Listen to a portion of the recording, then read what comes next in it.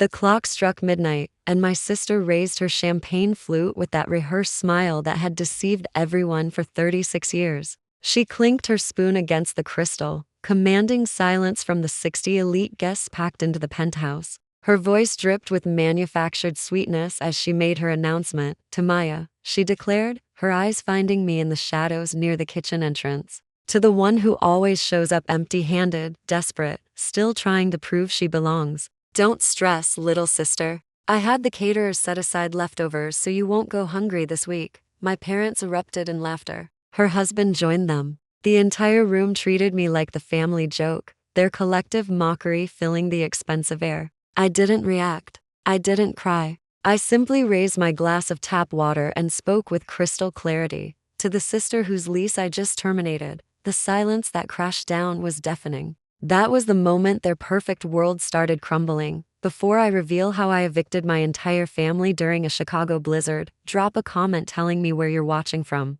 Hit that like button and subscribe. If you've ever had to remind someone that you hold the keys to their entire existence, my name is Maya Rodriguez. And at 34 years old, I had perfected the art of invisibility. The night of the New Year's Eve party began in the back of a rideshare, a battered Honda Civic that smelled of air freshener and broken dreams. Outside the window, Chicago's skyline blazed against the winter darkness, but my destination loomed ahead like a fortress of glass and judgment, the Lakeshore Towers. The most exclusive address on the Magnificent Mile, where new money collided with old money, where your net worth determined your worth as a human being. I thanked the driver and stepped onto the frozen sidewalk. The wind cut through my coat like a blade, but I barely noticed. I adjusted my black hoodie. To the untrained eye, it looked like something from a discount rack. In reality, it was Italian cashmere, worth $900, softer than silk, and warmer than any of the designer gowns floating through the revolving doors. But I knew what they saw. A dark-skinned woman in street clothes attempting to enter their palace. I walked toward the entrance with my head high, phone clutched in my gloved hand. A massive security guard with shoulders like a linebacker stepped directly into my path. He didn't ask my name. He didn't request my invitation. He simply raised a palm, stopping me cold. "Deliveries around back, miss," he said, his voice flat and dismissive. "Service entrance is on the east side. Don't block the main entrance." I stopped. I didn't raise my voice. I studied him the way I analyzed risk portfolios at work. "I'm a guest," I said calmly. "I'm here for the Chen party in the penthouse." The guard looked me up and down, taking in the hoodie, the jeans, the absence of jewelry. He let out a short, sharp laugh. "The Chen party is black tie. I know the family personally. They don't have guests who dress like you. Move along before I call the police." My pulse remained steady. This was always the game. Just as I opened my mouth to respond, the automatic doors slid open. A wave of perfumed warmth rushed out, followed by the sharp click of designer heels on marble. It was Crystal, my sister. She emerged surrounded by 3 women in fur coats, all laughing at her jokes. Crystal looked radiant in a gold gown that hugged her curves, diamonds sparkling at her throat and wrists. She looked like royalty holding court. "Crystal," I called out. She stopped. Her eyes found me instantly. For a fraction of a second, I saw recognition. She saw her younger sister being blocked like a common criminal. She saw the guard's hand hovering near his radio, ready to escalate. A normal sister would have rushed over. A normal sister would have said, "Let her in. That's family." But Crystal wasn't normal. She smiled. It was cruel, tight, and cold. She looked at the guard, then at me, and then she looked right through me as if I were invisible. She turned back to her friends, laughed loudly at nothing, and walked straight toward the waiting limousine. She abandoned me there. She chose public humiliation over acknowledging we shared the same blood. That was the moment the last thread of loyalty snapped.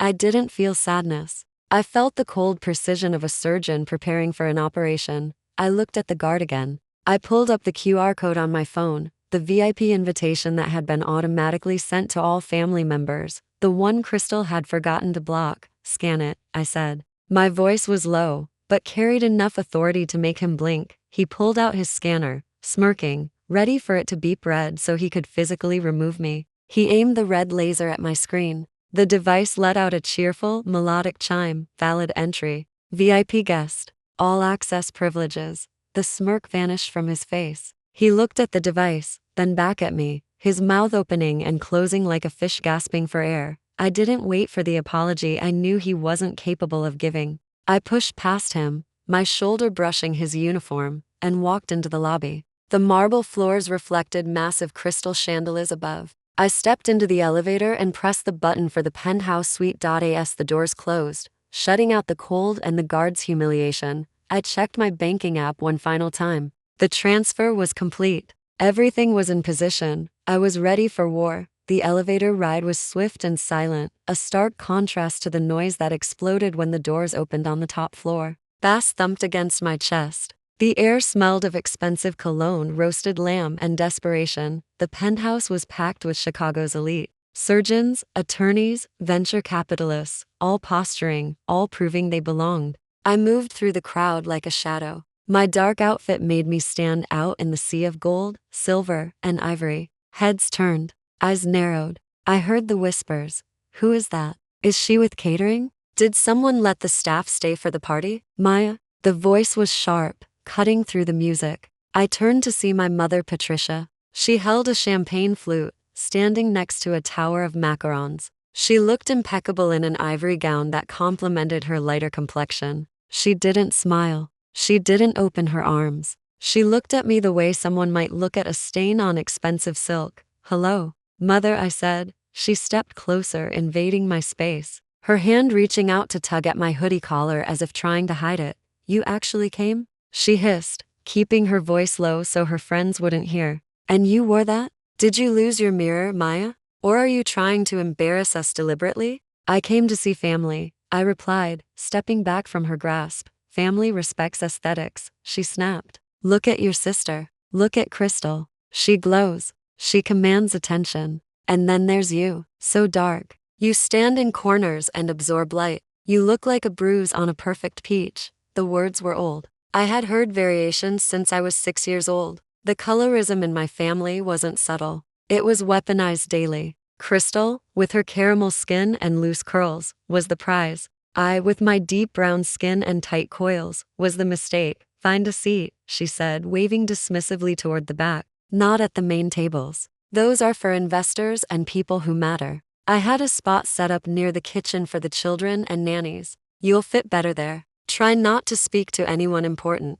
I don't need you explaining why, at 34 you're still single and renting a showbox. She turned away before I could respond, instantly switching her face to a beaming smile as she greeted a local alderman. I stood there for a moment, watching her. She moved with the confidence of someone who believed she controlled the world. She had no idea she was standing on a trapdoor. I walked toward the back, past tables laden with lobster and caviar, past ice sculptures shaped like swans, past the laughter of people who had never worried about an overdraft fee. The table my mother had assigned me was exactly where she said it would be. A small folding table shoved against the swinging kitchen doors. Every time a server emerged with a tray, the door would slam into the back of the chairs, sitting. There were 4 toddlers in tiny tuxedos and 3 exhausted nannies trying to keep them from throwing food. There was no name card for me, just an empty space with a paper placemat, while other tables had linen. I sat down. One of the nannies looked at me sympathetically.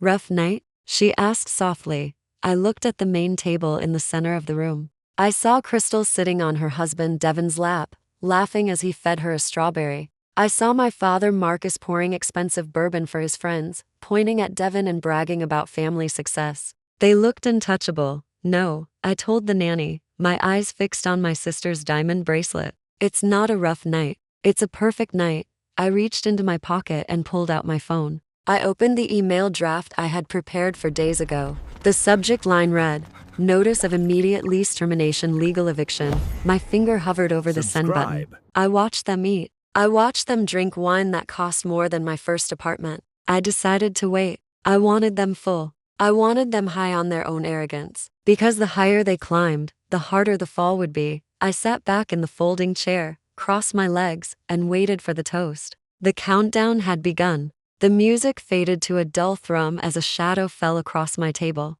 I didn't need to look up to know who it was. The scent of expensive scotch and overpriced cologne arrived seconds before the man himself, Devin Chen, my sister's husband, the self-proclaimed golden boy of Chicago tech. To everyone in this room, Devin was the definition of success. Tall, confident, with the kind of sharp jawline that suggested he had never been told no in his entire life. He wore a custom tuxedo that cost more than my monthly rent, and on his wrist said a Patek Philippe. He made sure to flash every time he raised his glass. He didn't pull up a chair. That would imply we were equals. Instead, he loomed over me, forcing me to crane my neck to look at him. He swirled amber liquid in his crystal glass, ice clinking with a sound that grated on my nerves. "Hey there, Maya," he said, his voice loud enough to draw attention from nearby nannies, but quiet enough to keep the VIPs from hearing his tone. "Enjoying the kids' menu? I think I saw chicken nuggets on that tray." I slowly cut a piece of cold, rubbery chicken that had been served to the staff table.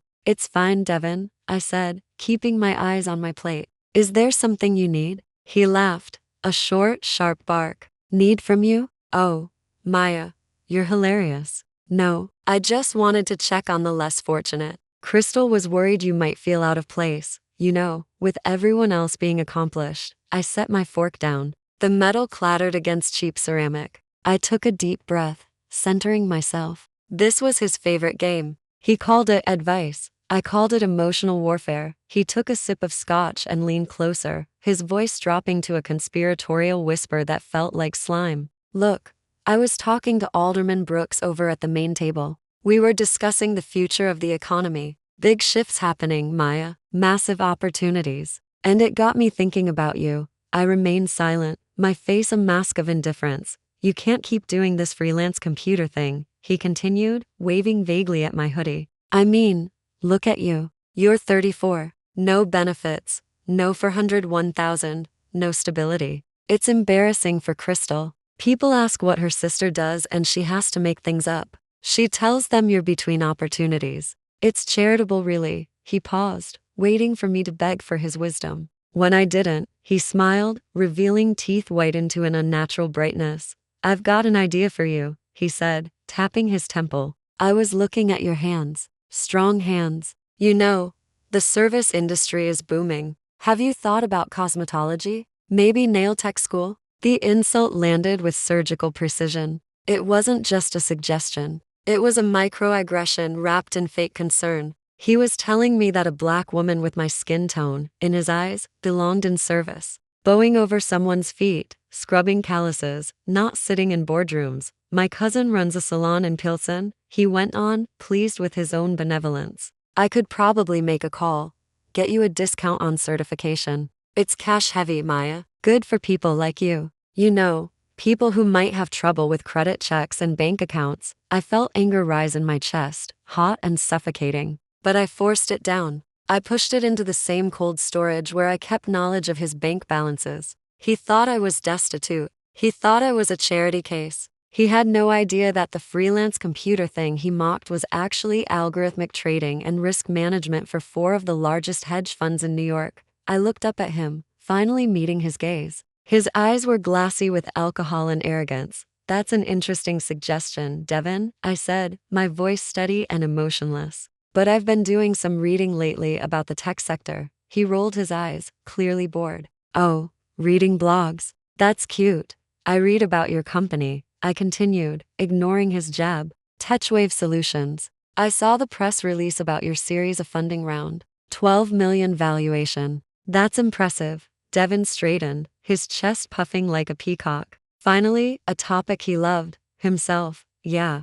well, we're disrupting the market," he boasted, his voice rising so nearby tables could hear. "We're leveraging AI to optimize supply chain logistics. Investors are fighting to get in. I had to turn people away last month. We're going to be the next unicorn. I'm thinking IPO in 20 months. I nodded slowly, pretending to be awed. "Wow, IPO in 20 months. That's ambitious." "It's not ambitious if you're a visionary," he scoffed. "You wouldn't understand the pressure, Maya. Managing that kind of capital. It's a burden, really. Heavy as the head that wears the crown." I picked up my glass of water and took a sip, watching him over the rim. It was time to test the waters. Time to see if he even understood the vocabulary of the lie he was living. "I was curious though," I said, setting the glass down. "I looked at public filings for companies in your sector. The burn rate for SaaS models is usually quite high in the first quarter. With current interest rates affecting venture capital liquidity, Aren't you worried about your current ratio? Devin blinked. The smile faltered for a fraction of a second, but he recovered quickly. Excuse me? He asked. Your liquidity ratio, I repeated, keeping my tone innocent. Specifically, the quick ratio. If you take your cash and equivalents and divide by current liabilities, where do you stand? Because I heard the lead investor in your Series A put in a contingency clause. If operational costs exceed revenue for 3 consecutive months, they can freeze assets. I watched color drain from his face. Subtle.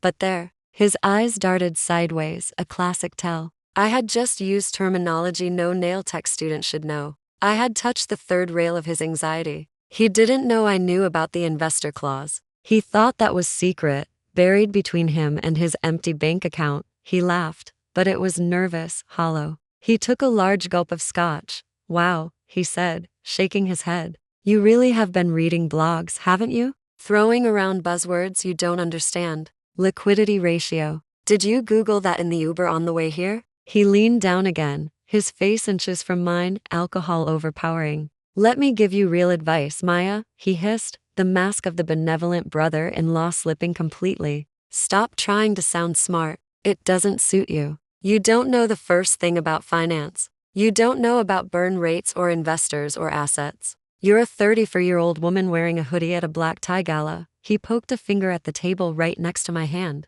You worry about your own liquidity, he spat. Worry about paying your rent so you don't have to beg Crystal for money again next month. Leave the big numbers to the men who actually make money. Stick to painting nails, Maya. It's the only way you'll ever touch gold. He straightened up, adjusted his tuxedo jacket, and gave me one last look of utter contempt. Then he turned on his heel and walked back toward the main table. Back to the light, back to the applause. I watched him go. My heart beat calmly, a slow, steady rhythm against my ribs. He thought he had won. He thought he had put me in my place. He had no idea. I wasn't asking about his liquidity ratio because I was curious. I was asking because I was the one who had written the contingency clause he was so afraid of. I was the investor. I looked down at my hands. The hands, he said, were made for scrubbing feet. I opened my phone and logged into the secure portal of Rodriguez Capital LLC. I navigated to the portfolio marked Tetchwave Devon Chen. I looked at the line item for operating capital, currently active, currently green. I smiled. It was the only smile I had allowed myself all night. Enjoy your scotch, Devon, I whispered to the empty air. Because in about 15 minutes you're going to find out that the nail technician owns the bank. I closed the phone and sat back. The nannies were looking at me with pity, thinking I had just been scolded by a successful man. I didn't correct them. I just waited. The lecture was over. But class was about to begin. The digital clock on the marble mantelpiece clicked over to 11:55 p.m. 5 minutes to midnight. 5 minutes until the year changed. 5 minutes until the lease on this penthouse legally expired. The atmosphere had reached fever pitch. Champagne corks popped with the frequency of gunfire, a sound that usually signaled celebration, but to my ears sounded like opening shots of a revolution. Waiters circulated with silver trays of fresh flutes, ensuring no hand was empty when the ball dropped. The air was thick with expensive perfume, hairspray, and the distinct metallic scent of a learned arrogance. I sat at my folding table near the kitchen doors, my fingers resting lightly on my phone. The screen was dark, but I knew exactly what waited behind the lock screen. The email confirmation from the property management company, the timestamp on the transfer withdrawal, the nuclear codes that would level this entire party. I watched them. I watched my father, Marcus, laughing loudly at a joke an alderman had made, his hand clapping the man's shoulder with familiarity that wasn't reciprocated. I watched my mother, Patricia, posing for a photographer, tilting her head to catch the light just right, ensuring her good side was the only side the world saw. And then there was Crystal. She moved to the center of the room, near the floor-to-ceiling windows that overlooked the city she pretended to own. She signaled to a waiter who rushed over to hand her a fresh glass of vintage Dom Pérignon. She held a silver spoon in her other hand and tapped it against the crystal. The sound was sharp, piercing through the bass and roar of conversation. Ting, ting, ting. The room fell silent. It was a conditioned response. When the queen bee demanded attention,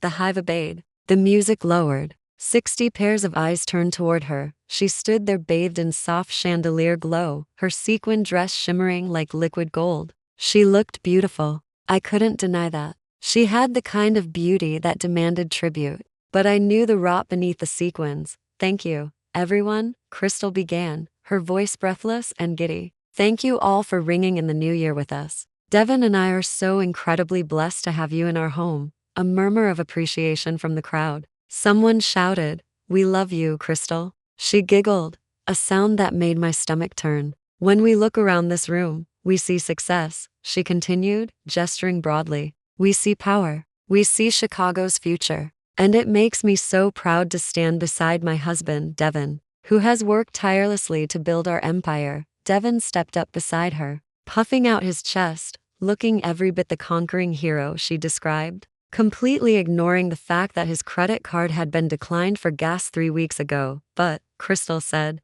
and her voice dropped an octave, taking on that sickly sweet tone of compassion I knew too well. As we celebrate our abundance, we must not forget those who are struggling. We must not forget charity. My skin prickled. I knew what was coming. I saw her eyes scan the room, bypassing the doctors and lawyers until they landed on the dark corner near the kitchen. They landed on me. The crowd followed her gaze. 60 heads turned. I felt the weight of their judgment, heavy and suffocating. I want to propose a special toast, Crystal said, raising her glass higher. To my little sister, Maya. The spotlight was on me now. There was no hiding. I sat perfectly still, my hand gripping my glass of tap water. To Maya, Crystal continued, cruel smile playing on her lips. Who is so brave? It takes courage to show up to a black tie gala in a hoodie. It takes courage to sit among success when you're still figuring things out. A few people chuckled. My mother covered her mouth to hide a smile. To the one who always shows up, Crystal said, her voice dripping with poison. Even when she's broke. Even when she's desperate. Even when she's still trying to prove she matters in a world that has clearly moved on without her. The laughter grew louder. It wasn't just chuckles. Now, it was open mockery. But don't worry, little sister, Crystal added, delivering the final blow. I know times are tough. I told the caterers to pack up leftovers for you. You won't starve this week. Just wait by the back door when you leave. I'll make sure you get a doggy bag. The room erupted. It was a roar of laughter, a tidal wave of humiliation. My parents were laughing the hardest. My father wiped a tear from his eye. My mother shook her head, looking at her friends as if to say, can you believe we have to deal with her? Devin was slapping his knee, looking at me with triumph. They expected me to cry. They expected me to run out, head bowed, ashamed of my existence. That's what the old Maya would have done. The Maya who sought their approval. The Maya who thought love was something you could earn if you just took enough abuse. But that Maya died the moment the security guard blocked my path downstairs. I slowly pushed my chair back. The metal legs scraped against parquet floor with a harsh grinding sound that cut through the laughter. I stood up. I picked up my glass of water. I didn't look down. I didn't look away. I looked straight at Crystal. The laughter died, replaced by confused silence. They were waiting for the meltdown. They were waiting for the scene. I took a step forward, out of the shadows, into the light. Thank you, Crystal, I said. My voice was calm, steady. It projected across the room without a microphone, fueled by a lifetime of silence. I raised my water glass, mirroring her pose. That was a beautiful speech, I continued. Really touching. And since we're sharing truths, since we're talking about charity, I'd like to propose a toast of my own. Crystal looked confused. Her smile faltered. This wasn't in the script. To my sister, I said, taking another step closer. And to her husband, Devin, may your new year be as authentic as your bank accounts. Devin's face went pale. The room went deadly quiet. I added, my eyes locking onto hers, to the one who actually pays for the roof over your head. To the one who has quietly covered the rent on this penthouse for the last 2 years. Because you spent the money on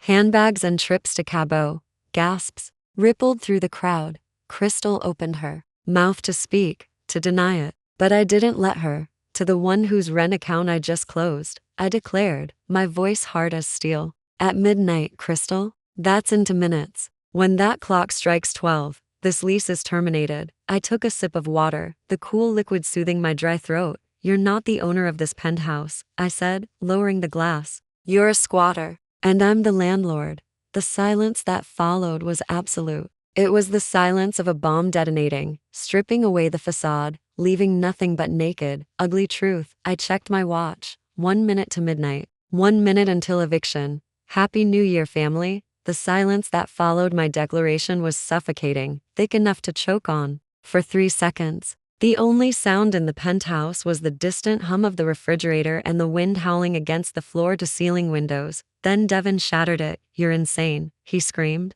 The vein in his neck bulged, turning dark purple against his flushed skin. He lunged forward, slamming his hand on the table, causing silverware to jump and clatter. "You're drunk, Maya. You come into my house, you eat my food, and you spew these delusions. I signed a 2-year lease on this place. I signed it with the top real estate firm in Chicago." He looked around the room, his eyes wild, begging the guests to side with him. He was desperate to regain control of the narrative. "She's mentally unstable," he shouted to the room, pointing a shaking finger at me. "We've tried to get her help. We've tried to support her.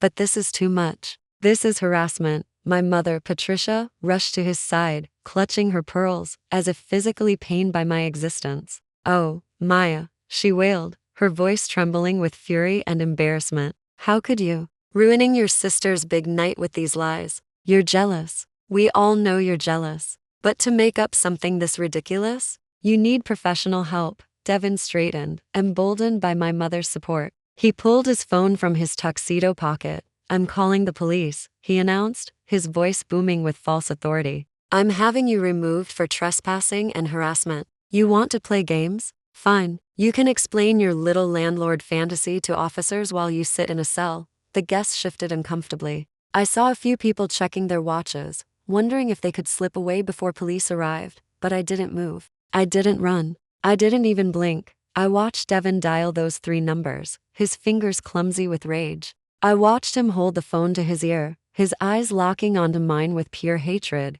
"Go ahead, Devin," I said softly. My voice was calm, stark contrast to his hysteria. "Call them. In fact, ask for Officer Rodriguez. He's the one who usually handles evictions for my properties. He knows the paperwork well." Devin froze. The phone was still at his ear, but he didn't speak. Doubt, a tiny cold worm of fear flickered in his eyes. I reached into my hoodie pocket. My movement was slow, deliberate. I saw Crystal flinch as if I were pulling out a weapon. In a way, I was. I pulled out my iPhone. I didn't speak. Words were unnecessary. Now, I swiped down on the control center. I tapped the screen mirroring icon. The list of available devices popped up instantly. Living room, main display. I tapped it. Across the room, the massive 100-inch television that had been playing a loop of ambient New Year's fireworks suddenly went black. The music cut out. The room gasped. Devin lowered his phone, turning to look at the screen. "What are you doing?" he demanded. "Stop hacking my system." A spinning wheel appeared on the giant screen. And then the image resolved.it was crisp.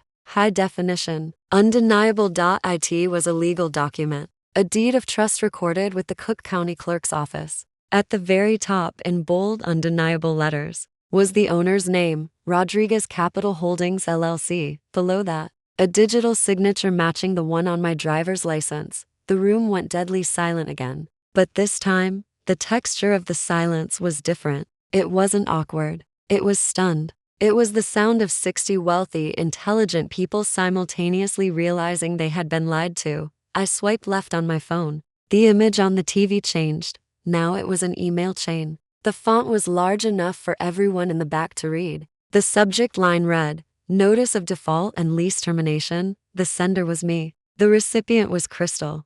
I read the email out loud, my voice harmonizing with the text on screen. "Dear Crystal, per our conversation on October 1st, November 1st, and December 1st, you are now 90 days past due on rent for Unit 47A. As agreed, I have covered these costs personally to avoid eviction proceedings against you and Devin, under the condition you would repay the debt once Devin's funding came through." I swiped again. A new document appeared, a bank statement. However, I continued reading, my eyes never leaving Devin's face. "As of today, December 31st, no payment has been received. Furthermore, I have been notified that funds provided to you for housing were misappropriated." Devin dropped his phone. It hit the hardwood floor with a loud crack, shattering the screen. He didn't seem to notice. He was staring at the TV, his mouth slightly open. He looked from the screen to Crystal. Crystal was trembling, gripping the edge of a chair so hard her knuckles were white.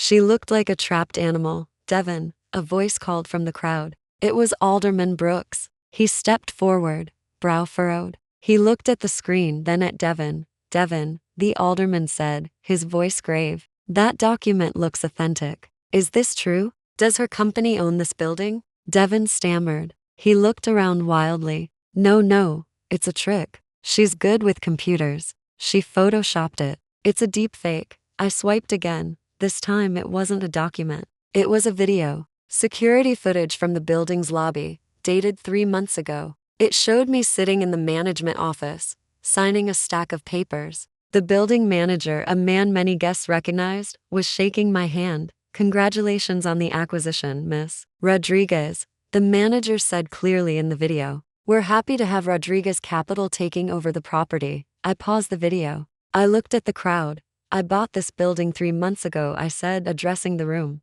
I bought it because the previous management was going to evict my sister. I bought it to save them. And I let them stay here rent-free for 90 days. I turned to Devin. You said you signed a 2-year lease, Devin? I asked. Show me the lease. Go get it. It should be in your safe.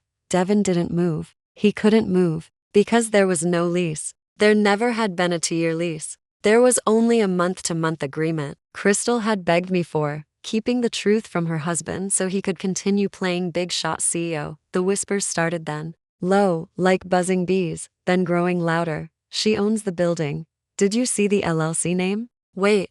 So Devin is broke? I thought they owned this place. The tide was turning. I could feel it physically shifting in the room. The mocking smiles directed at me were gone. Now eyes were turned toward the golden couple. Admiration was evaporating, replaced by suspicion and hungry curiosity of people witnessing a public execution. My mother looked frantic. She rushed over to the TV as if she could physically block the image with her body. Turn it off, she shrieked at me. Stop this right now, Maya. You're humiliating us. I'm not humiliating you, Mother, I said calmly. I'm just providing the entertainment. You wanted a toast. You wanted to talk about who matters. I tapped my phone one more time. The screen went black for a second, then a new logo appeared. It was the logo of the bank where my father had claimed to have a secure retirement fund. Shall we check the family accounts next? I asked.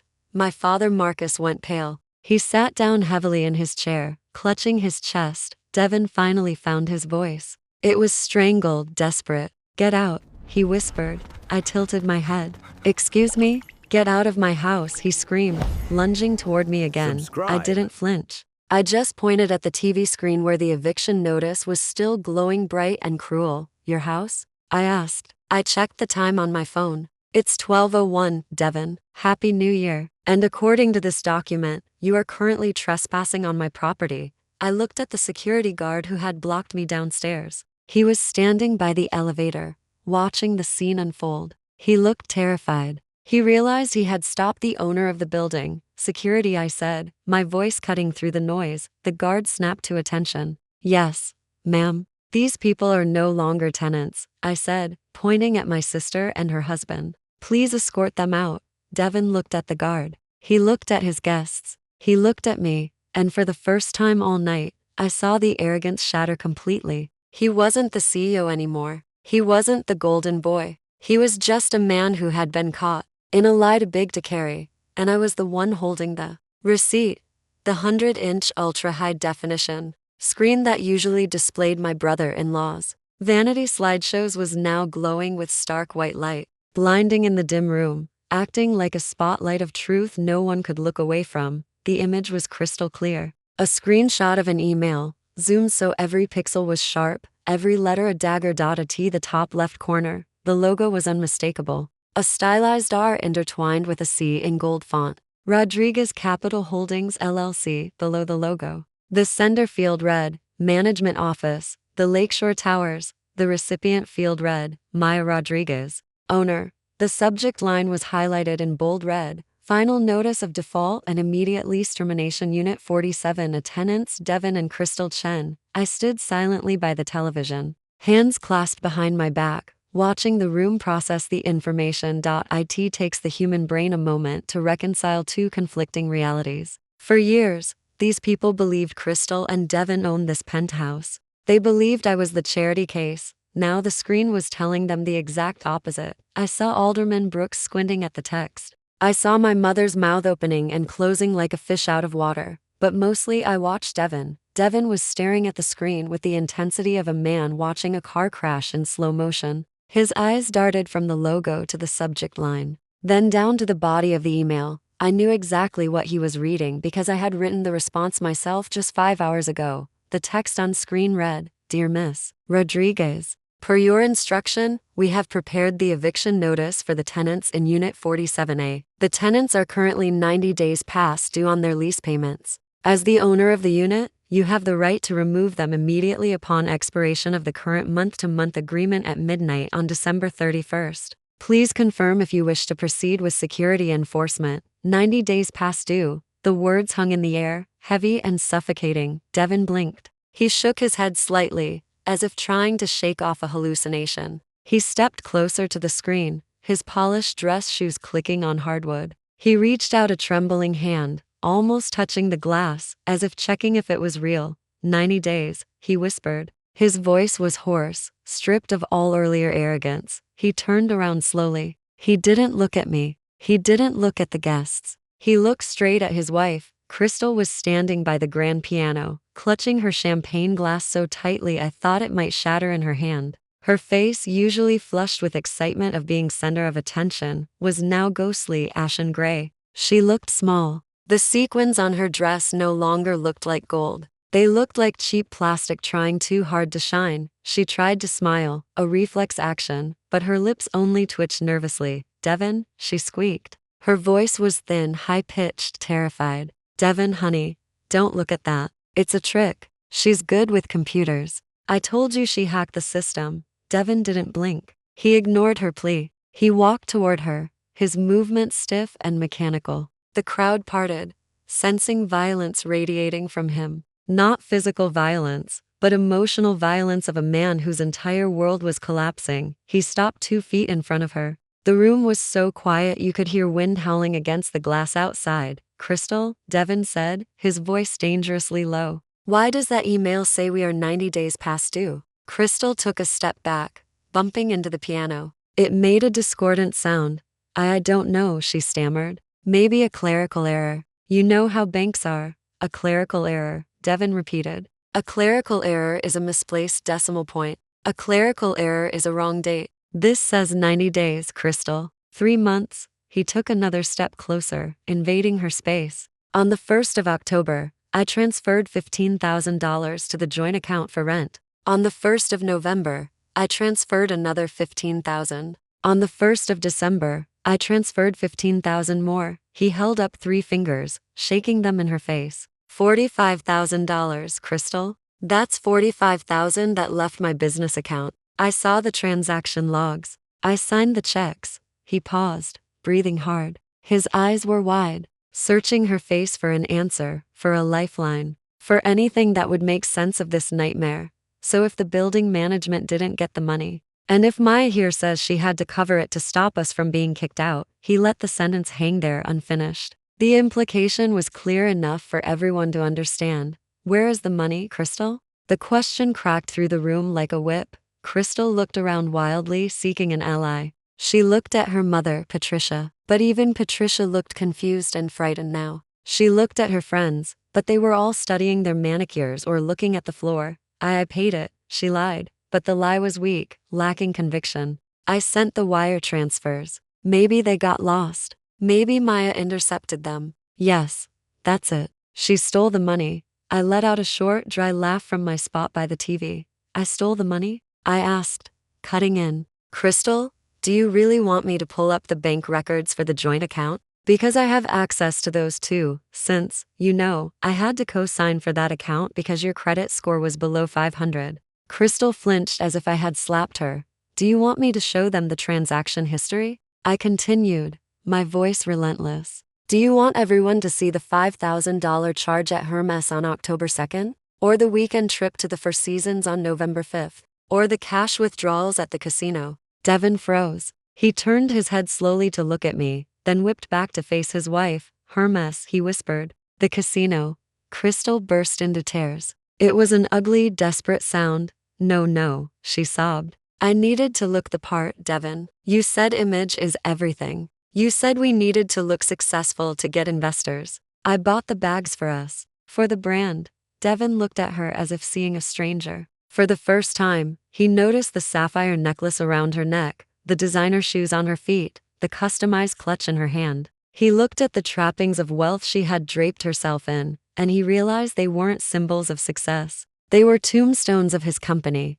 You spent the rent money on clothes? He asked, his voice trembling with rage. You spent the money I scraped together, the money I borrowed against company assets? Devin, please, she sobbed, reaching out to grab his tuxedo jacket. I was going to put it back once your series of funding came through. I was going to pay it all back. There it was. The confession.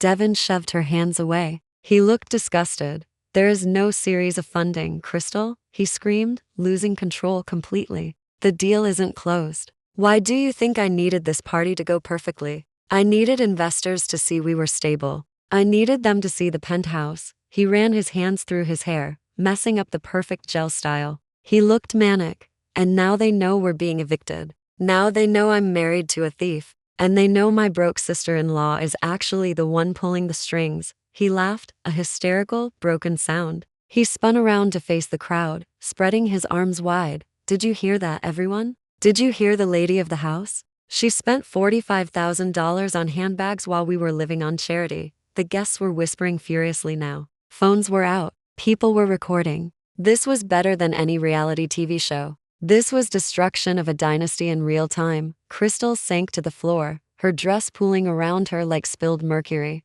She covered her face with her hands, sobbing uncontrollably. Mom, she wailed. Mom, make them stop. But Patricia didn't move. She just stared at the screen, at the email that had destroyed her fantasy world. I walked over to the table where Devin had left his drink. I picked up the bottle of expensive scotch he had been bragging about earlier. I looked at the label. It was fake. Just like everything else in this house. I looked at Devin, now leaning against the piano, gasping for air. The email is real, Devin, I said softly. And so is the eviction. You've lost the apartment. You've lost the money. And I think, judging by the look on your investors' faces, you've just lost your company too. I pointed to the door. You have 10 minutes left before I call police to escort you out. I suggest you start packing. I paused. And Devin, check your pockets. I think Crystal might have pawned your watch too. Devin looked down at his wrist, panic flaring in his eyes again. The chaos was absolute, and I was just getting started. The glow of the television screen shifted from stark white of the eviction email to the dull, bureaucratic gray of a credit card statement. It was a visual shift that caused a collective inhale throughout the room. The guests, who had been whispering in shocked huddles, fell silent again. They knew what a bank statement looked like. They knew that in a room full of people pretending to be richer than they were, a bank statement was the most dangerous document on earth. I stood by the screen, my posture rigid, my face impassive. I was no longer the sister. I was the auditor, the judge, the jury, and the executioner of their reputation. You might be wondering, I said, my voice cutting through tension like a scalpel, how the freelance computer girl has access to the private spending habits of the glamorous Crystal Chen. I looked at my mother, who was clutching her chest, her face a mask of horror. I have this access because 3 years ago, when Crystal maxed out her own cards and destroyed her credit score buying shoes she couldn't afford, she came to me. She begged me to co-sign for an American Express Platinum card. She said she needed it for business expenses. She said she needed it to build the brand. I turned my gaze to Devin. He was leaning against the piano, looking like a man who had been punched in the gut. I'm the guarantor. Devin, that means when the bill doesn't get paid, they call me. And for the last 3 months, while you thought you were paying rent, Crystal was maxing out the limit I set for her. I raised my hand and pointed to the first line item highlighted in yellow on the giant screen. October 2nd, I read aloud. The numbers were crisp and damning. Hermes of Chicago, $5,420. I paused, letting the figure sink in. $5,000. That was more than most people in Chicago made in a month. That was the cost of the rent check that had never arrived. I looked at the floor by Crystal's feet. There, sitting next to the piano leg, was a small burnt orange handbag with gold hardware. It was the centerpiece of her outfit tonight. She had been showing it off to the alderman's wife earlier, claiming it was a limited edition gift from a brand sponsor. "That's a beautiful bag, Crystal," I said, my voice dripping with cold admiration. "Is that the Birkin Mini? You told Mom that Devin bought it for you to celebrate a big contract. You told Devin it was a gift from a client." I looked at Devin. "She lied to both of you. She bought it on a Tuesday morning using money that was supposed to keep a roof over your head. She's carrying your eviction notice on her arm right now." Devin looked at the bag. He looked at it with pure hatred. I saw his hands clench into fists at his sides. He had been working 18-hour days, stressing about payroll while she was shopping. I swiped the screen again. The list scrolled down. November 10th. I continued, relentless. The spa at the Peninsula. $3,100. A gasp rippled through the crowd. $3,000 for a spa day. Even the wealthy guests found that excessive. "I remember November 10th, I said, tapping my chin thoughtfully. "That was the day you told Devin you were at a networking conference for female entrepreneurs. You told him you were hustling for the business." I looked at the itemized breakdown on screen. A diamond facial, a hot stone massage, a seaweed wrap, and 3 bottles of champagne charged to the room. "That's quite a conference, Crystal." I paused. "While I was paying your electric bill because you said you were short on cash. You were getting wrapped in seaweed and drinking Dom Pérignon." Crystal was shaking her head, tears streaming down her face, ruining her professional makeup. "Stop it," she sobbed. "You're twisting everything. I needed to look good for the brand. Stress causes wrinkles. I did it for us." "For us?" I asked, my voice rising slightly. "You stole $15,000 a month from your husband, ignored your rent, and spent it on facials. That isn't for us, Crystal. That's for your vanity. That's for the empty hole inside you that no amount of money can fill." I swiped the screen one more time. This was the kill shot. This was the entry I had hesitated to show, not out of mercy, but because I knew it would cause damage that could never be repaired. But after the way they had treated me tonight, mercy was a luxury they couldn't afford. "And then there's this," I said, my voice dropping to a whisper that carried to the back of the room. December 5th, a Tuesday, 1:14 p.m. The entry on screen was highlighted in red. The Peninsula, Chicago. Room service, $400, followed by a room charge for partial day use. The room went deadly quiet. The implication of a midday hotel room charge in one's own city was universal. There was only one reason a married woman checked into the Peninsula at 1 p.m. on a Tuesday. I looked at Devin. He was staring at the screen, his face draining of all color. He looked like he was going to be sick. "December 5th, I said, addressing Devin directly. "Do you remember that day? You were in San Francisco meeting with venture capitalists. You were trying to save the company. You called me, panicked, because Crystal wasn't answering her phone." I turned to Crystal. She wasn't crying anymore. She was frozen in terror. "You told him you were at church, Crystal. You told him you were praying for his meeting." I pointed at the screen. "Since when does the Peninsula offer prayer services that include oysters and a bottle of Pinot Noir for 2? The sound that came out of Devin was not a word.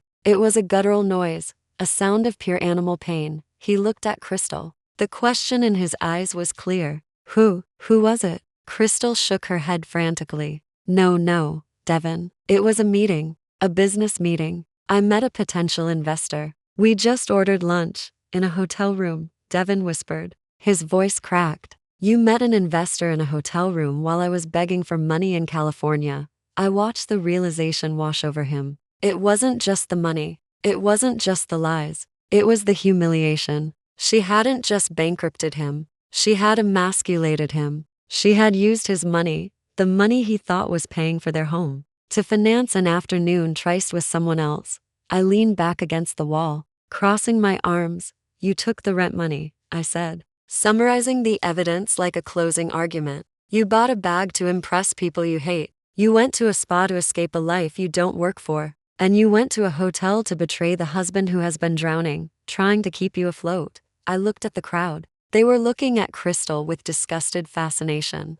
The veneer of the perfect family was gone. All that was left was the grifter in a sequin dress and a husband who had been played for a fool. "She bought that lifestyle, Devin," I said softly. "But she bought it with your dignity. And she put the bill in my name." I tapped the phone, turning the screen black. The darkness that followed felt final. "I'm done paying for it, Crystal. The card is canceled." The rent is terminated. And judging by the look on your husband's face, your marriage might be canceled too. Devin pushed himself off the piano. He walked toward Crystal. He didn't scream. He didn't hit her. He just reached out and grabbed the burnt orange Hermes bag from the floor. He looked at it for a second. Then he unzipped it. He turned it upside down. Lipstick, keys, and a phone clattered onto the hardwood floor. He threw the empty bag at her feet. "Get out," he said. His voice was dead.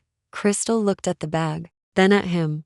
"Devin, I said get out," he roared, the sound echoing off high ceilings. I watched from the side, my face impassive. The court was adjourned. The sentence had been passed, and the execution had begun. The pieces of the torn credit card statement lay scattered on the hardwood floor like fallen leaves in a dead winter. For a moment, Devin stared at them, his brain trying to comprehend that his empire had just been exposed as cardboard. The humiliation should have crushed him. It should have sent him running for the elevator. But narcissism is a powerful shield. Instead of shame, I saw a terrifying shift in his eyes. It was the desperate, manic gleam of a gambler who had lost his house, but was convinced he could win it all back with one final reckless bet. He threw his head back and laughed. It was a loud, jagged sound that bounced off glass walls, making the shivering guests flinch. "You think you're smart, Maya?" he shouted, stepping over debris of his lies. "You think because I have a cash flow issue with one bank account you've won? You think you can embarrass me in front of the aldermen, in front of my family?" He reached into his tuxedo pocket again. This time he didn't pull out a checkbook. He pulled out his phone. It was the latest model, encased in leather, a symbol of the status he desperately craved. "You forgot who I am," he announced to the room, his voice booming with renewed arrogance. "I'm the CEO of TouchWave Solutions. I'm a visionary. And visionaries don't rely on local banks. We rely on angel investors. We rely on the heavy hitters." He held the phone up like a weapon. "I have a silent partner, Maya. A man who has been funding my operations for 3 years. A man who believes in me, even when small-minded people like you don't. He's billionaire status. The kind of money you only read about in magazines. We call him Mr. X because he values his privacy, but he values my genius even more." I stood perfectly still, hands in my hoodie pockets. The wind from the open window whipped my hair across my face, hiding the small, cold smile forming on my lips. "Go ahead, Devin," I said softly. My voice was calm, stark contrast to his hysteria. "Call him." "I will call him," Devin spat. "I'll call him right now. And I'm putting it on speaker so everyone in this room can hear what real power sounds like. I'm going to ask him for an emergency transfer of $5 million. And you know what he's going to say? He's going to say yes, because he knows that betting on Devin Chen is a guaranteed win." The crowd watched in breathless anticipation. This was the Hail Mary pass. If Devin really had a billionaire backer, the tables could turn again. My mother, Patricia, looked up from the sofa where she'd been crying. A glimmer of hope returned to her eyes. If Devin had a savior, maybe her reputation could still be salvaged. Devin unlocked his phone. His fingers were trembling, but he forced them steady as he scrolled through his contacts. He found the name. I knew exactly what it looked like on his screen because I had programmed the contact card myself 3 years ago on a burner phone he'd given me to fix. The entry simply read, "The investor." He tapped the call icon. He tapped the speaker button. He held the phone out in front of him like a priest holding a holy relic. The sound of the ringback tone filled the silent, freezing room. "Ring." Devin looked at me, a sneer curling his lip. "Get ready to beg for forgiveness, Maya. When he picks up, I'm going to tell him everything. I'm going to tell him you're harassing me. I might even have him buy this entire building just to evict you." "Ring." The second ring echoed. The tension in the room was palpable. Everyone leaning forward, waiting for a deep, authoritative male voice to answer and save the day. "Ring." And then a sound cut through the room. It didn't come from Devin's phone. It came from the pocket of my hoodie. It wasn't a standard ringtone. It wasn't a melody. It was a sharp, distinct, metallic sound that everyone in the room recognized instantly. Ka-ching. It was the sound of an old-fashioned cash register opening. The universal sound of money. Devin frowned. He looked around the room, annoyed. "Who is that? Turn off your phones. I'm making a business call." He looked back at his own screen. The call was still connecting. Ring. Ka-ching. The sound happened again, perfectly synchronized with the ring on Devin's phone. Ka-ching. Devin blinked. He looked at me. For the first time, a flicker of confusion crossed his face. He saw me standing there, unmoving, my eyes locked on his. Ring. Ka-ching. I slowly pulled my right hand out of my pocket. In my palm sat my phone. The screen was lighting up the dark space between us. Devin stared at my phone. He stared at his phone. He looked at the connection timer on his screen. He looked at my mother. She had covered her mouth with her hands. She had figured it out. He looked at the alderman. The alderman was shaking his head, looking at the floor in second-hand embarrassment. No, Devin whispered. His voice was barely audible. No, that's impossible. He lowered his phone slightly, but the speaker was still on. Ring. Ka-ching. I swiped my thumb across my screen. The green answer button slid to the right. On Devin's phone, the ringing stopped. The timer started counting upward. 001, 0002. The connection was made. The room was so quiet you could hear the electronic hiss of the open line coming from Devin's speaker. I lifted my phone to my ear.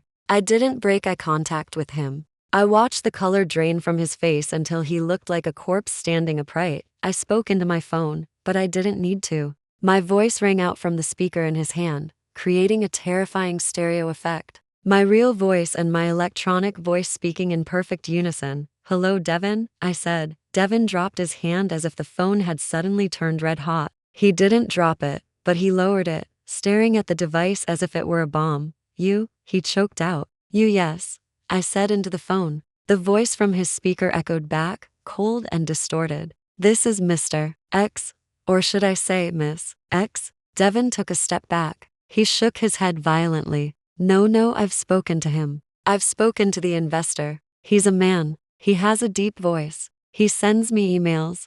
I tapped a button on my screen. It was a voice modulation app I had installed years ago. I toggled it on. I spoke again. Hello, Devin. Is the quarterly report ready? The voice that came out of Devin's speaker was deep, gravelly, and undeniably masculine. It was the voice of the man he had worshipped for 3 years. It was the voice of the man he had tried to impress. It was the voice of the man he thought was his friend. I toggled the app off. I am the investor, Devin, I said, my own voice returning. I'm the one who approved your seed funding. I'm the one who signed off on your office lease. I'm the one who has been reading your pathetic monthly updates where you lie about your sales figures. Devin fell to his knees. It wasn't a figure of speech. His legs simply gave out. He collapsed onto the hardwood floor, the phone still clutched in his hand, the speaker still broadcasting my voice. Why? He sobbed. Why would you do that? Because you're family, I said, and the word tasted like ash in my mouth. Because 3 years ago, when you started this company, nobody else believed in you.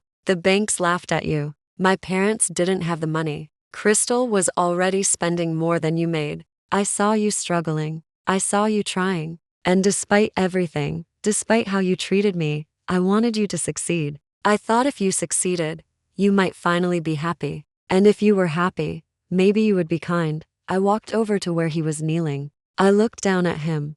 I set up a shell company. I hired a lawyer to be the frontman. I poured my savings into your dream, Devin. I gave you wings. I leaned down, bringing my face close to his. And how did you thank me? You mocked me. You told me to go scrub feet. You told me I was worthless while you were wearing a watch bought with my money. You sat at my table, drank my wine, and spit in my face. Devin looked up at me. There were tears in his eyes, but I felt nothing. The funds, he whispered. You said there were funds pending. I stood up straight. I looked at the phone in my hand.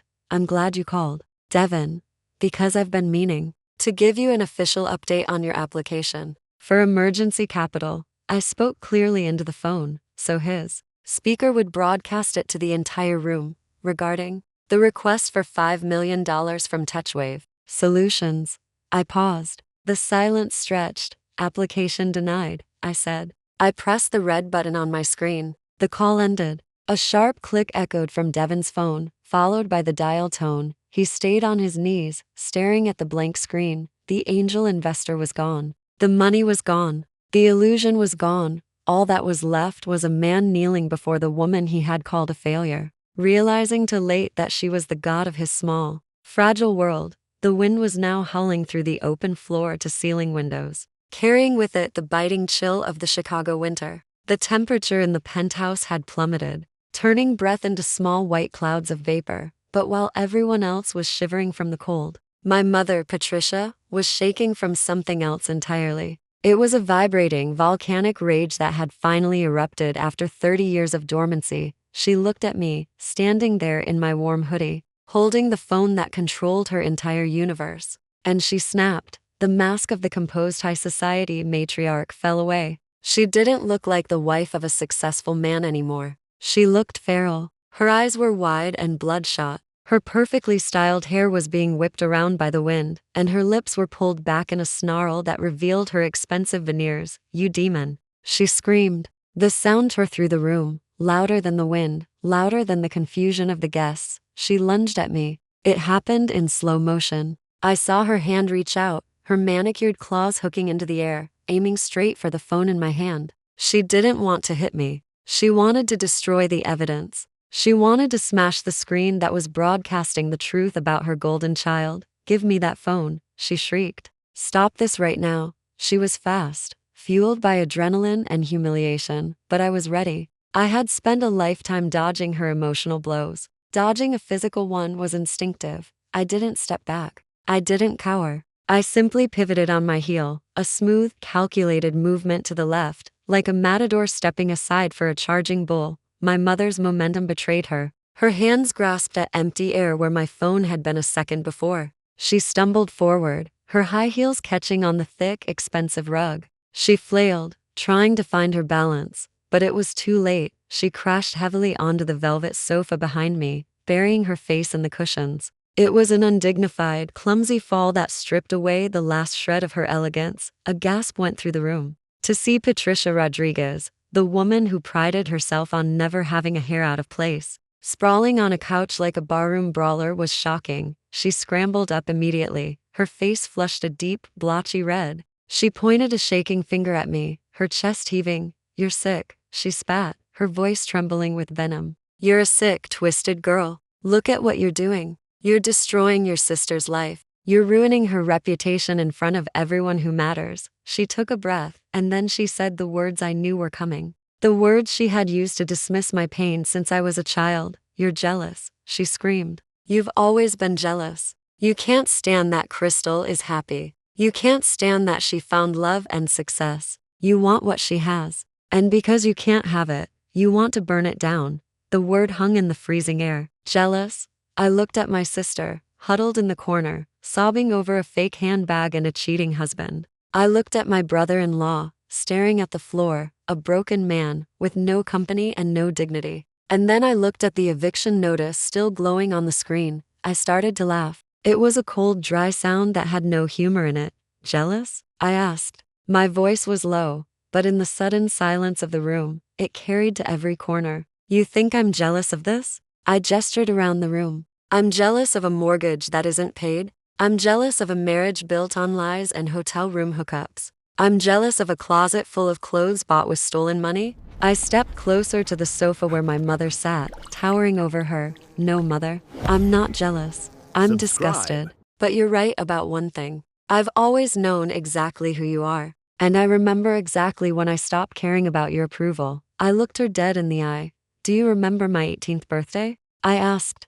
Patricia blinked. She looked confused by the shift in topic, but she didn't speak. "I remember it," I continued, my voice steady. "I had spent 2 years working double shifts at the diner on Clark Street. I came home smelling like fry oil and despair every single night. I saved every penny. I didn't buy clothes. I didn't go to movies. I saved because I wanted a car. I wanted freedom. I wanted to be able to drive myself to college, so I wouldn't have to rely on you." The guests were listening intently now. This wasn't just a fight about money anymore. This was an autopsy of a family. "I bought that used Honda Civic with cash," I said. "It wasn't pretty. It had a dent in the bumper and the AC didn't work, but it was mine. I parked it in the driveway with so much pride I thought my heart would burst." I paused, letting the memory wash over me. The cold wind in the penthouse felt like the cold reality of that day. 2 weeks later, I came home from school and the car was gone. I saw my father, Marcus, shift uncomfortably in his chair. He remembered.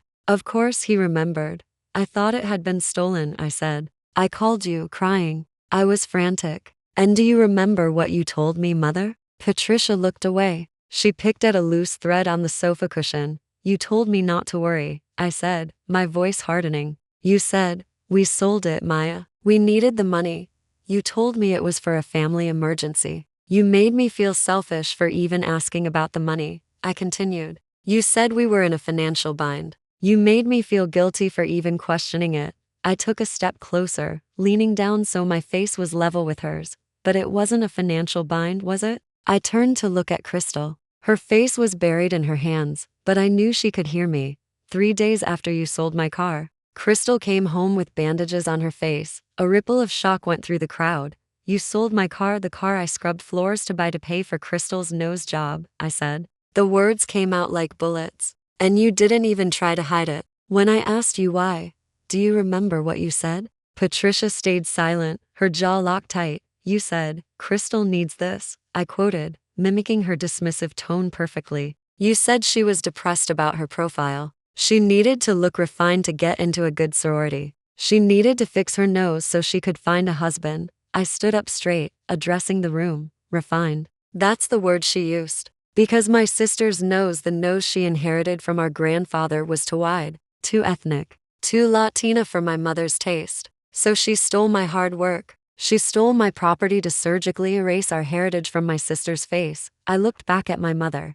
You didn't sell my car because we were poor. You sold it because you valued Crystal's vanity more than you valued my labor. You taught me that day that my only purpose in this family is to be a resource for her. I'm the battery you drained to keep her shining. I pointed at the eviction notice on the screen. Well, guess what, Mother? The battery is dead. I'm not jealous. I'm exhausted. I'm exhausted by the lies. I'm exhausted by the theft. And I'm exhausted by the fact that you would look me in the eye and call me the villain, when I've been the only one keeping the lights on in this house for 3 years. My mother began to sob. It wasn't the fake, delicate crying she used to get her way. It was the ugly, heaving sobbing of a woman who had been stripped naked in front of her peers. I wanted her to have a good life. Patricia stammered. She did have a good life, I shouted, gesturing to Devin. She married a man who tried. She married a man who started a company. But you and your obsession with image destroyed him too. You taught her that looking rich is more important than being rich. You taught her to spend money she didn't have. You created this monster. I took a deep breath, the cold air filling my lungs. You didn't want her to have a good life, I said quietly. You wanted her to be your doll. You wanted a trophy daughter to show off at church. And you sacrificed me to build her pedestal. I turned away from her. I looked at the guests who were shivering in their furs. The show is over, I said. My mother is right. I am a demon. I'm the demon of consequences. And I've finally come to collect.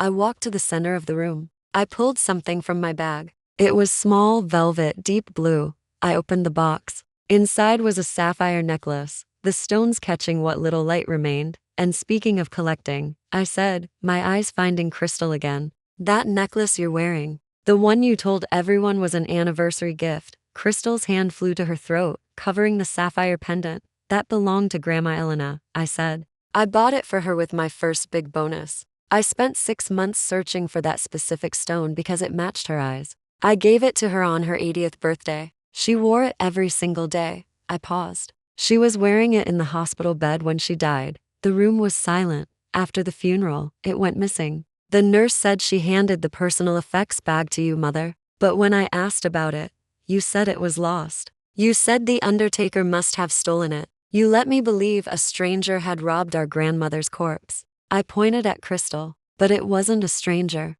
It was you. You went through your own dead mother's belongings before her body was even cold. You saw something expensive and you took it. And then you gave it to Crystal because you thought she deserved to shine more than I deserved to remember the woman who loved me. Take it off, Crystal, I commanded, holding out my hand. That necklace represents love. And there is no love in this room. There is only greed. Take it off, or I'll have the police add grave robbery to the list of charges tonight. Crystal's hands were trembling so badly she couldn't work the clasp. She tugged at it, sobbing, until finally it came loose. She dropped the heavy blue stone into my palm. It felt cold. It felt heavy. But as I closed my fingers around it, I felt the first true warmth I had felt all night. I had taken back the house. I had taken back the money. and now I had taken back the memory of the only person who had ever believed I was worthy. I looked at the shivering crowd one last time. "You have 10 minutes to leave my property," I said. "After that, anyone remaining will be arrested for trespassing." I turned toward the exit.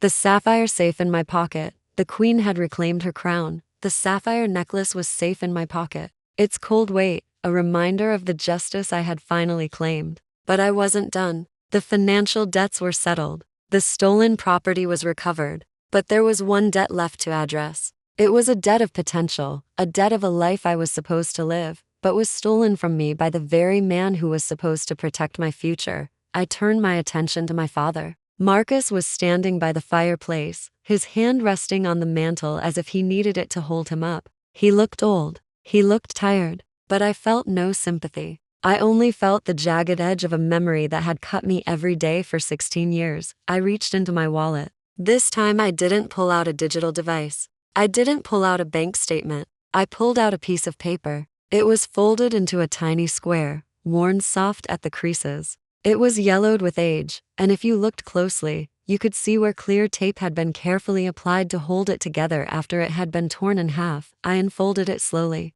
The sound of the dry, brittle paper crinkling was the only noise in the room. "Do you know what this is, Dad?" I asked, holding it up. Marcus squinted. He leaned forward. And then I saw the recognition hit him like a physical blow. His face went gray. His mouth opened, but no sound came out. He took a step back, shaking his head. "No," he whispered. "I got rid of that." "Yes," I said. "You did. You tore it in half and you buried it at the bottom of the kitchen trash can on a rainy Tuesday in April. You thought I was at school. You thought I would never see it." I smoothed the paper out. The crimson crest of Harvard University was faded, but still visible. "You told me I didn't get in," I said, my voice trembling with rage I had suppressed for over a decade. "You watched me run to the mailbox every day for months. You watched me cry when April passed and nothing came. You held me while I wept, and you told me, 'It's okay, Maya. Maybe you just weren't smart enough. Maybe you aimed too high. You should just stay here and work.'" I walked toward him. He shrank away from me. "But I was smart enough, wasn't I, Dad?" I asked. "This letter says, 'Welcome to the class of 2008. It says I was accepted with a full academic scholarship." I stopped in front of him, holding the letter to his chest. "Why?" I asked. "Why did you hide it?" Marcus looked down. He couldn't meet my eyes. We couldn't afford the flight," he mumbled. "We couldn't afford the dorm deposit." "Liar," I said softly. "You hid it because if I went to Boston, I would stop working at the diner. You hid it because you needed my paycheck to cover the lease on Crystal's new car. You hid it because you needed a workhorse to support your show pony." I looked over at Crystal, still weeping on the floor. "You cut my wings, Dad," I said, the tears finally spilling over. "You looked at your brilliant, ambitious daughter, and you decided to clip her wings so you could use her feathers to line Crystal's nest. You tried to ground me so I would never leave you." I wiped my face with the back of my hand. "But you forgot one thing about me, Dad. You forgot that I don't need your permission to fly." I held up the letter. "I found this in the trash." I taped it back together, and I kept it in my wallet every single day as a reminder of who you really are. I didn't go to Harvard. I went to the public library. I taught myself to code. I taught myself finance. I flew anyway. I gestured to the penthouse, to the city lights, to the empire I had built from the shadows. I flew higher than you could ever comprehend. I looked down at Crystal, curled in a ball, defeated and broken. "You sacrificed my future to pave the road for her," I said, delivering the final verdict. "But look at her now. You gave her everything. You gave her my money, my love, my opportunities. And despite all of that, she's still crawling." The silence in the penthouse was shattered by a sound I had never heard before. It was the sound of a human spirit snapping completely in two. Crystal stood there, stripped of her necklace, stripped of her husband's money, stripped of the lies that had protected her for 36 years.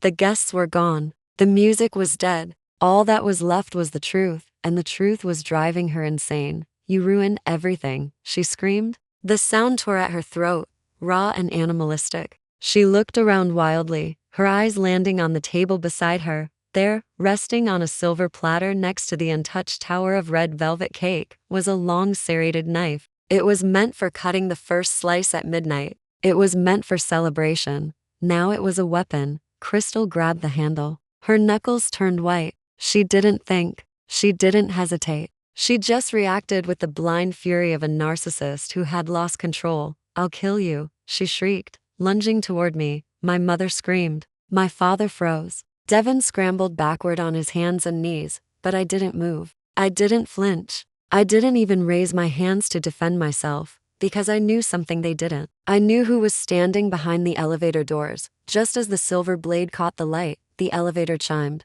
The door slid open with a smooth hiss. 3 figures in dark tactical suits blurred into the room. They moved with speed and precision that made Crystal look like she was moving in slow motion. These weren't the mall cops downstairs. This was top-tier private security, the kind that cost more per hour than my father made in a week. Before Crystal could take 2 steps, the lead guard intercepted her. He didn't strike her. He simply controlled her. He grabbed her wrist, twisting it sharply. The knife clattered to the hardwood floor with a metallic ring that echoed through the room.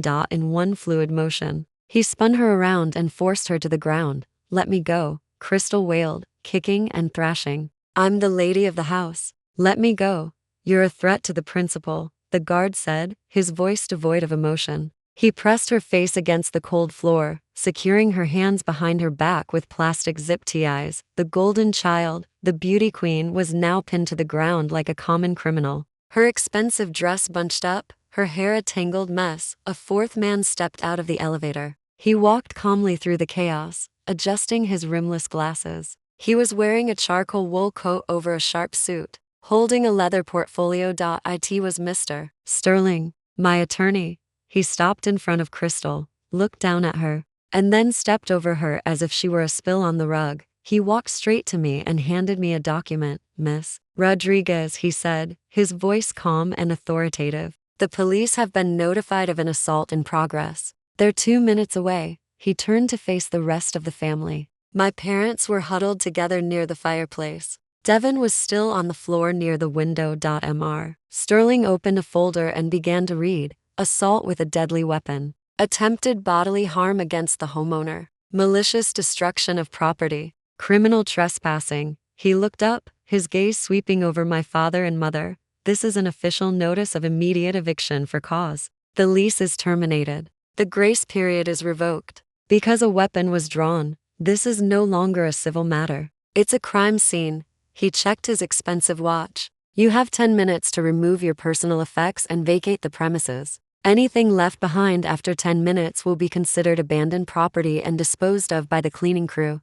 If you're still on this property when the police arrive, you will be arrested as accomplices to the assault." He closed the folder with a snap. "Start packing," he said. The room erupted into panic motion. The illusion of dignity was gone. My mother grabbed a trash bag from the kitchen and started shoving her coats into it. My father was trying to find his shoes. Devin was weeping, trying to stuff his tuxedo shirt into a duffel bag. I stood in the center of the storm, watching them scurry. 10 minutes. That was all it took to erase a lifetime of their dominance. I looked down at Crystal, still struggling against the zip ties, sobbing into the floorboards. "Happy New Year, Crystal," I whispered. "Enjoy the view from down there." The 10-minute deadline wasn't a suggestion. It was a hard stop. The penthouse, which had been a sanctuary of false pretenses for 3 years, instantly dissolved into a chaotic scene of panic and indignity. There were no designer luggage sets waiting to be packed. There were no garment bags. The security team had tossed a roll of heavy-duty black trash bags onto the floor.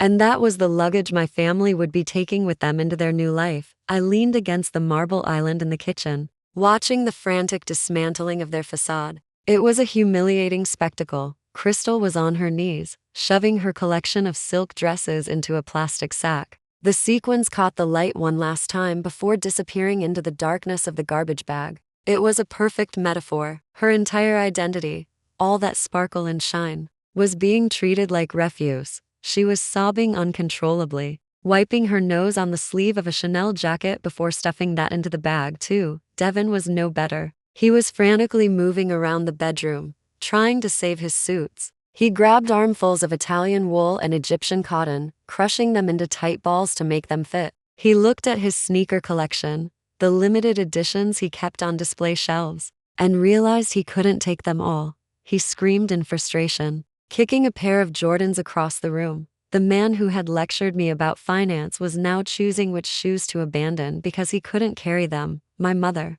Patricia, was the most pathetic sight of all. The woman who wouldn't be caught dead without her pearls was dragging a trash bag across the floor that was so heavy it was tearing at the seams. It was filled with her furs. She looked like a scavenger. My father, Marcus, wandered aimlessly, holding a bottle of bourbon in one hand and a single dress shoe in the other. His eyes glazed over with shock. He looked old. For the first time, I didn't see the tyrant who had controlled my life. I saw a frail, defeated old man who had bet his retirement on a lie and lost everything. "Time's up," the lead guard announced, his voice booming through the apartment. He didn't point them toward the main elevator, the gold-plated lift that opened into the marble lobby. He pointed toward the back of the kitchen, to the service elevator, the freight lift used for deliveries and garbage removal. My mother gasped. "We can't go down in that," she wailed. "It's for the help."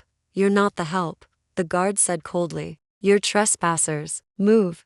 They were herded like cattle toward the scuffed metal doors. The elevator smelled of bleach and old food. The lighting inside was harsh and fluorescent, stripping away the last remnants of their glamour. As they were shoved inside, crammed together with their black plastic bags, Devin finally snapped. He turned on Crystal. Subscribe. His face twisted with hate. "I'm done," he screamed, his voice echoing in the steel box. "I'm calling a lawyer the second I get a signal." "I want a divorce." "Devin, no," Crystal pleaded, reaching for his arm. "Don't touch me," he spat, recoiling from her. "You're a fraud. You ruined my life. You disgust me." My mother started wailing louder. My father just stared at the floor. I walked to the doorway of the kitchen. I held my glass of tap water in my hand. I took a slow, deliberate sip. The water was cool and clean. It tasted like victory. I caught Devin's eye just as the heavy steel doors began to slide shut. He looked at me with a mix of fear and envy. He looked at the warm, beautiful penthouse behind me. And then he looked at the trash bag in his hand. "Goodbye," I said softly. The door slammed shut with a final metallic clang, cutting off the sound of their screaming. The arrow above the elevator lit up, pointing down. Down to the street. Down to the cold. Down to where they belonged. I finished my water, set the glass on the counter, and took a deep breath of the silence. It was the most beautiful sound I had ever heard. The interior of the Maybach was silent, a hermetically sealed capsule of soft cream, leather and ambient lighting that glided over Chicago's potholes as if they didn't exist. It had been exactly 60 minutes since the steel doors of the service elevator had clamped shut on the screams of my family. 60 minutes since I walked out the rear entrance of the Lakeshore Towers, past the confused doorman, and into the waiting car. The air inside the limousine smelled of fresh citrus and expensive leather polish, a sharp contrast to the smell of bleach and desperation I had left behind. I picked up the crystal glass of sparkling water from the center console. My hand was steady. There was no adrenaline left in my system, only a profound, quiet exhaustion that felt strangely like relief. It was the feeling a patient has after long, complicated surgery to remove a malignant growth. You're sore, you're tired, but you know, the thing that was killing you is finally gone. My phone buzzed against the leather seat. I looked at the caller ID. It was Julian. I swiped to answer, bringing the phone to my ear. "Hello, Julian," I said. My voice was calm. The voice of the woman who ran portfolios worth billions, not the voice of the scapegoat. "Sister, yes, it's done. The asset has been liquidated." I paused, listening to his deep, reassuring laugh on the other end. "No, I'm not talking about the building," I said, a small smile touching my lips. "I'm talking about the emotional liability. I just closed the account permanently." I looked out the tinted window at the passing city. The snow was falling harder now, blurring the streetlights into streaks of yellow and white. "The flight plan is filed," I continued. "I'll be at O'Hare by morning. Meet me at the Peninsula for breakfast. I think I'm finally ready to discuss that merger." "And Julian? Order the good champagne. I have something to celebrate." I hung up the phone and leaned back into the seat. The driver slowed as we approached the intersection near the train station. The traffic light turned red. I looked out the window, and there they were, huddled together on the metal bench of the bus stop, under the harsh glare of a street lamp, was a group of people who looked like they had been shipwrecked. I saw a woman in a ruined sequin dress trying to wrap a thin black plastic trash bag around her shoulders for warmth. Her hair, once perfect, was plastered to her skull by wet snow. I saw a man in a tuxedo, stripped of his coat, kicking violently at a pile of gray slush, shouting into the wind. I saw an older couple holding onto each other, not out of love, but out of sheer biological survival. Their faces gray with cold and shock. They looked small. They looked freezing. They looked like strangers.